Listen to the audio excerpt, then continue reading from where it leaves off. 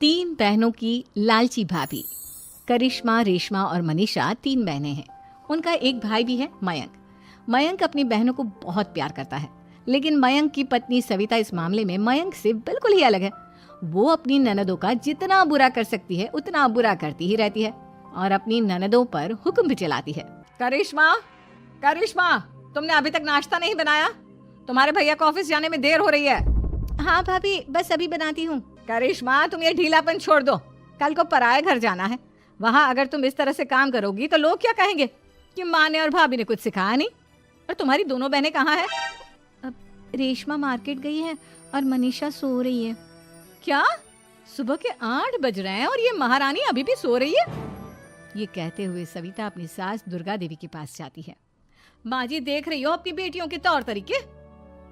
क्या हुआ बहू, सुबह सुबह क्या कर दिया मेरी बेटियों ने? अरे एक तो अभी अभी उठकर किचन में गई है, दूसरी सुबह सुबह बाहर चली गई और तीसरी अभी तक सो रही है।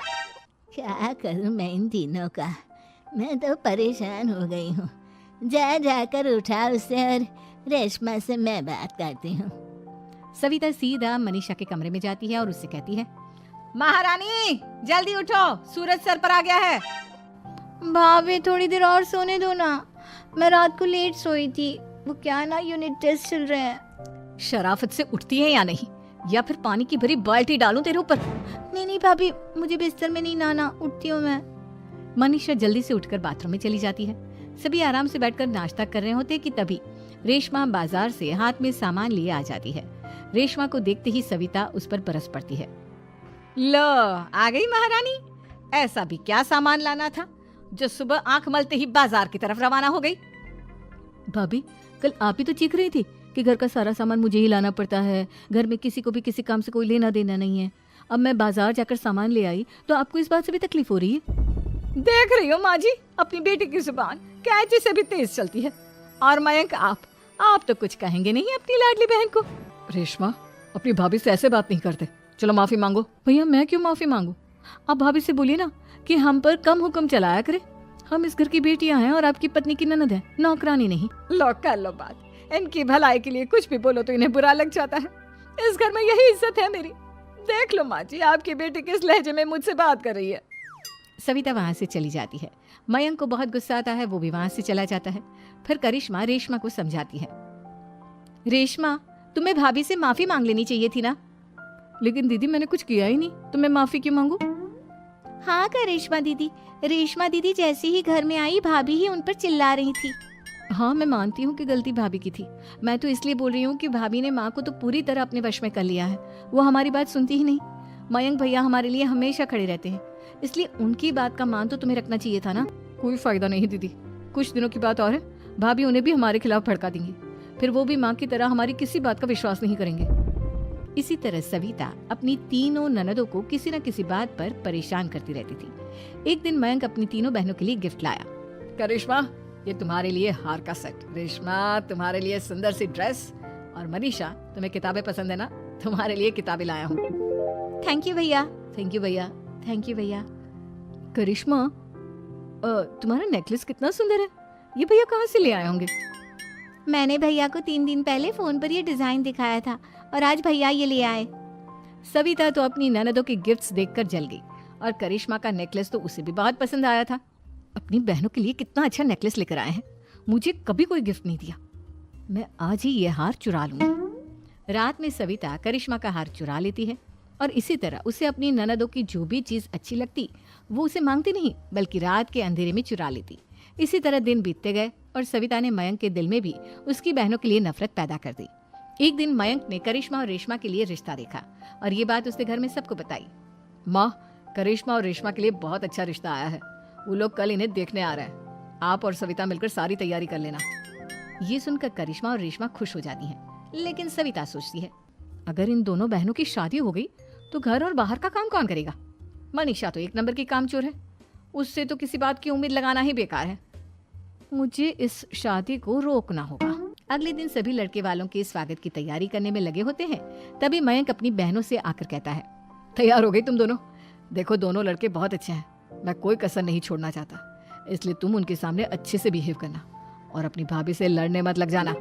करिश्मा, तुम वो नेकलेस पहन लो ना जो मैं तुम्हारे लिए लाया था। भैया मैं बहुत देर से वो नेकलेस ढूंढ रही हूँ लेकिन मुझे मिल ही नहीं रहा। क्या तुमने नेकलेस खो दिया? तुम्हें पता भी है वो कितना महंगा था। तुम कोई काम ढंग से नहीं कर सकती। मयंक गुस्से में वहां से चला जाता है। थोड़ी देर बाद लड़के वाले भी आ जाते हैं। वो दोनों बहनों को पसंद कर लेते हैं और रिश्ता पक्का हो जाता है। लेकिन सविता के दिमाग में तो कुछ और ही खिचड़ी पक रही थी। वो पंडित जी के पास करिश्मा की कुंडली लेकर जाती है और उन्हें पैसे देकर करिश्मा की कुंडली बदलवा देती है। जब लड़के वालों के पास करिश्मा की कुंडली जाती है तो वो दुर्गा को फोन करते हैं। बहन जी, हमने करिश्मा की कुंडली अपने पंडित जी को दिखाई थी। आपकी बेटी की कुंडली नहीं बल्कि दोषों का पिटारा है। देखिए, मैं और मेरे पति इन सब बातों में बहुत विश्वास करते हैं, इसलिए हम आपकी बेटी से अपने बेटे की शादी नहीं करा सकते। इस तरह करिश्मा का रिश्ता टूट जाता है और सभी घर वालों को बहुत दुख होता है।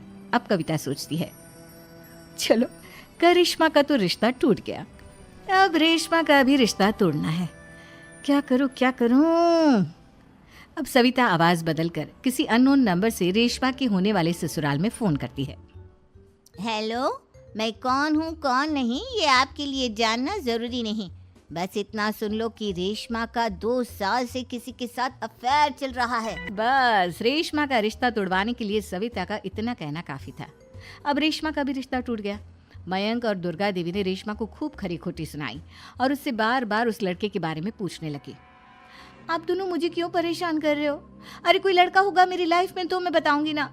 जब कोई है ही नहीं तो कहाँ से लाऊं मैं कोई लड़का?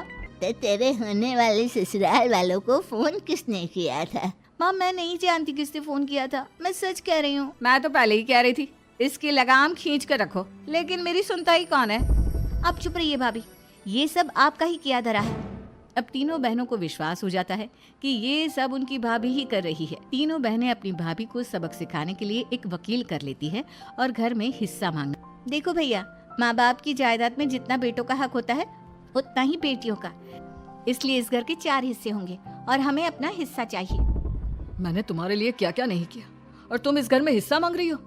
भैया, आप और माँ हम बहनों की कोई बात नहीं सुनते हो और भाभी हमारी शादी नहीं होने देगी क्योंकि उन्हें लगता है कि आप हमारी शादी में ज्यादा पैसा लगाओगे और उन्हें हम जैसी फ्री की नौकरानी कहाँ मिलेगी।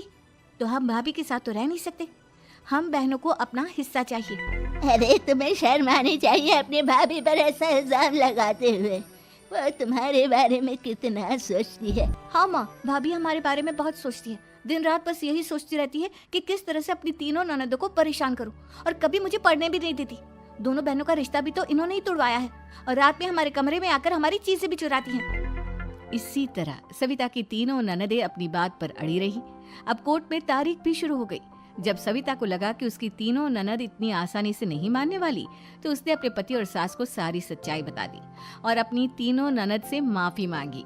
मयंक और दुर्गा को भी अपनी गलती का एहसास हो गया। अब सविता खुद करिश्मा और रेशमा के लिए अच्छा रिश्ता ढूंढती है और उनकी शादी करवाती है।